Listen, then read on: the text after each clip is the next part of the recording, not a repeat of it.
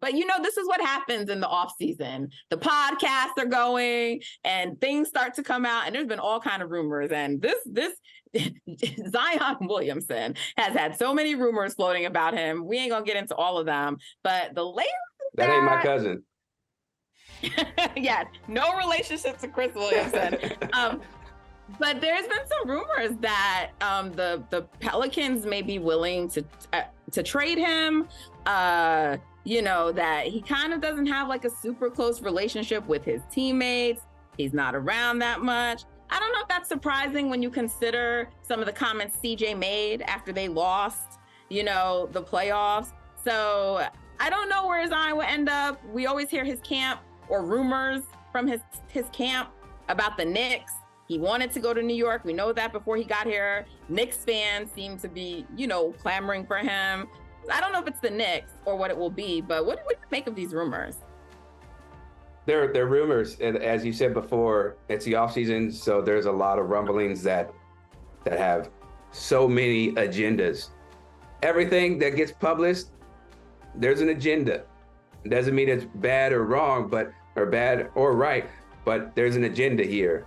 And I feel like maybe the Pelicans have soured a little bit on Zion because of his maybe lack of commitment to the diet. I think I saw somewhere that in his clause, there's a contract clause in his contract where it says you have to stay, I think, below 295 pounds or whatever.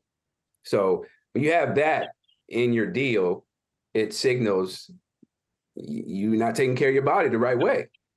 And I would love for him to stay in New Orleans and be a dog and lead that team to Western Conference Finals with BI, Brandon Ingram and all them, CJ. But I see a world where he could end up in New York potentially. I know that's been the talking point for so long, but it just keeps getting bigger. The conversation keeps growing and growing. There's more steam around it. So I'm interested to see how everything shakes up. But I want to know from you, if not New York, where do you think he would be a good fit in terms of play? And then also, I guess, the financial part, with trading players and all that. I'd have to really think about that. I'm not sure because, now that all this on-court drama has happened, right? I think at one time you still would have had, and also he hasn't played that many games in his NBA career. So I feel like the kind of team that would take him on can't be a team that needs him, obviously they would need him. But what I mean, like a team that's like ready to win right now, it would have to be a team where they probably don't have a shot at like big name free guys. He would make a big change for them. They probably have some money to work with. You think of like the Pistons just got James Wiseman, so they sort of have like their big man now, but like, right. I don't know, like Orlando, like one of these up and coming teams that, they're looking to make the next step, but maybe they're sort of kind of good or right there, because Orlando didn't win many games, but they were always like in games with teams. And so I don't know where it would work. Obviously New York seems like the place that his camp would push for. But I don't know because there are just some concerns around Zion now, so we will see. But there's also, there's always like the guards. All these guards are in the news right now for potentially moving teams. And the latest one is Bradley Beal. So I think while we've been on, Shams, just reported that there could potentially be some interest, if a trade does happen, that he would potentially be interested in the Kings, which I'm like, okay. Pairing him next to De'Aaron Fox,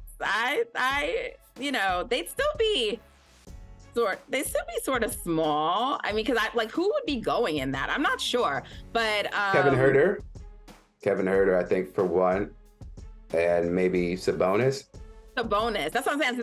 They'd be moving off Sabonis because that's the only player I think I could see a team wanting and trading for to get back something, because the rest would just be sort of spare parts, right? So that's why I'm saying lose some size in that, But Washington does have some bigs they could trade. So we'll see. But That would be interesting. Beal and Fox is your backcourt. I would like to see that. I wouldn't mind. I would love. Yeah, I'm all for that. Well,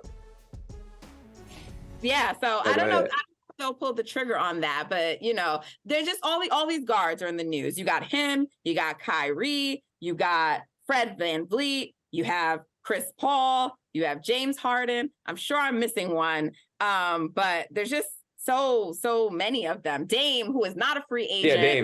Yeah, Dame. But I don't know. We're hearing Dame to the Heat. Kyrie's interested in the Heat. So I don't know. I'm looking forward to the offseason, Chris.